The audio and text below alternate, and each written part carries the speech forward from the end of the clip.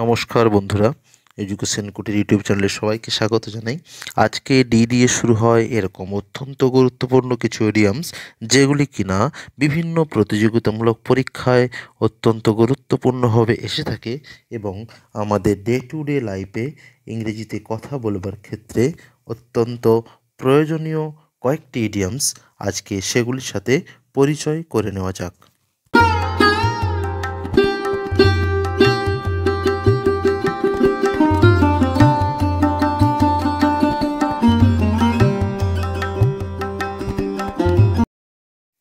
So dark horse তাকেই বলা হয়ে থাকে যে কিনা অনাকাঙ্ক্ষিত বিজেতা, অর্থাৎ যাকে ধর্তব্যের মধ্যে ধরাই হয় না কিন্তু সে বিজয় হাসিল করে। ইংরেজিতে আমরা আনএক্সপেক্টেড উইনার বলে থাকি। উদাহরণ হিসাবে যখন আমরা বাক্যে ব্যবহার করব, বলা যেতে পারে a newcomer surprised us as dark horse and won the prize. A newcomer surprised us as a dark horse and won the prize. The next one is dog in the manger, অর্থাৎ যে নিজেও খায় না অন্যকেও খেতে দেয় না।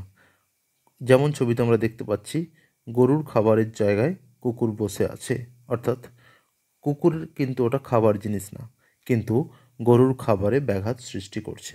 এরকম ধরনের মানুষকে আমরা ডগ ইন দ্য ম্যাঙ্গার বলা হয়ে থাকে।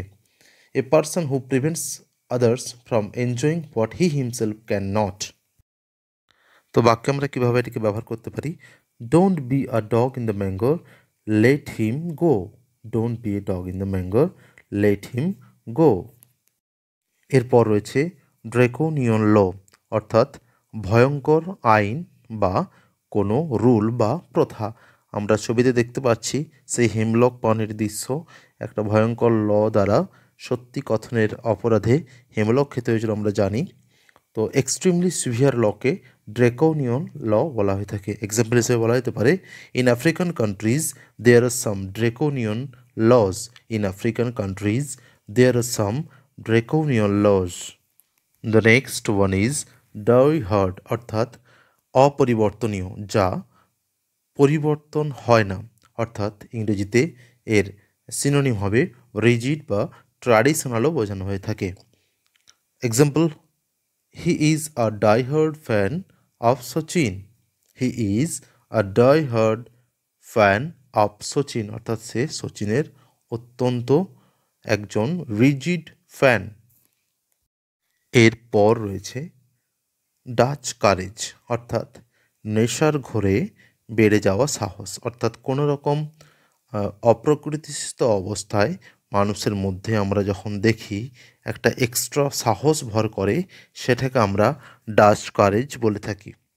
ইংরেজিতে বললে bravery under alcoholic influence. Bravery under alcoholic influence. Example হিসাবে সেন্টেন্সে ব্যবহার করতে পারি in Dutch courage he often wanted to be the prime minister. In Dutch courage he often wanted to be the prime minister. সে নেশার ঘরে প্রায় prime minister হতে চায়। এরপর রয়েছে ডেয়ার ডেভিল, অর্থাৎ অত্যন্ত সাহসী ব্যক্তিকে ডেয়ার ডেভিল বলা হয়ে থাকে। এখানে একটা দৃশ্য দেখা যাচ্ছে, একটি পাথর থেকে অন্য একটি পাথরের আগায় একজন লাফ দিয়ে যাচ্ছে, অর্থাৎ ফিয়ারলেস পারসন। এক্সাম্পল হিসেবে বলা যেতে পারে only a daredevil can do the job like ইট।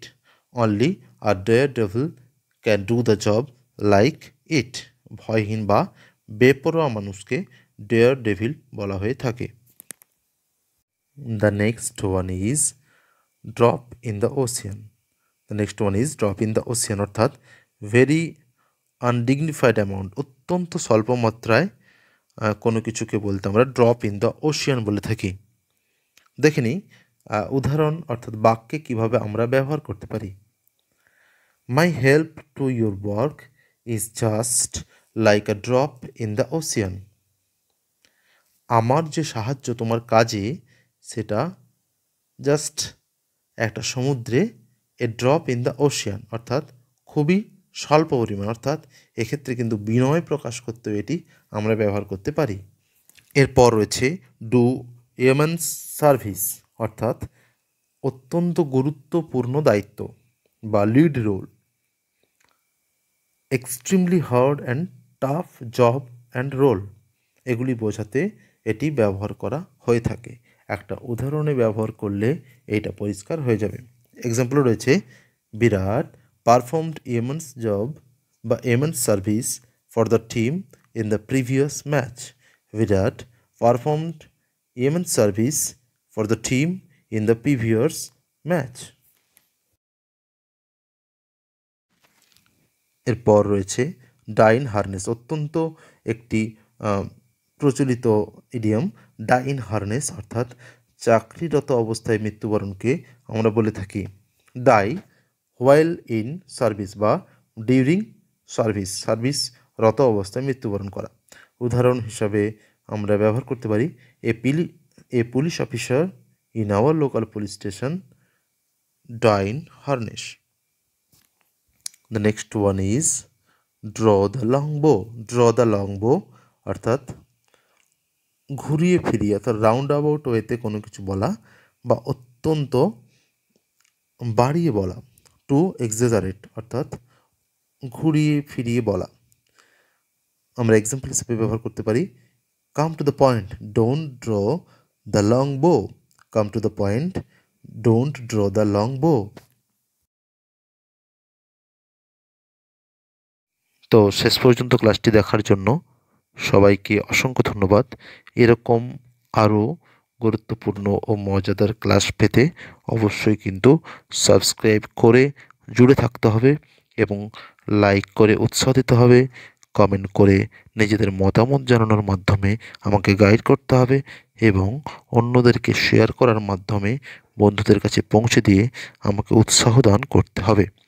তো কোনো কথার কথা নয়, অবশ্যই চ্যানেলটা যদি বাঁচিয়ে রাখতে চান, অর্থাৎ যদি চান যে আমি নিয়মিতভাবে ভিডিও দিতে থাকি এবং বিভিন্নভাবে এরকম মজাদার এবং কাজের ইংরেজি দৈনন্দিন সুবিধার্থে ভিডিও দিয়ে থাকি এবং ইংরেজির কোর গ্রামার বিষয়ে ভিডিও বানাতে থাকি, সেক্ষেত্রে কিন্তু অবশ্যই আমাকে সাপোর্ট করতেই হবে।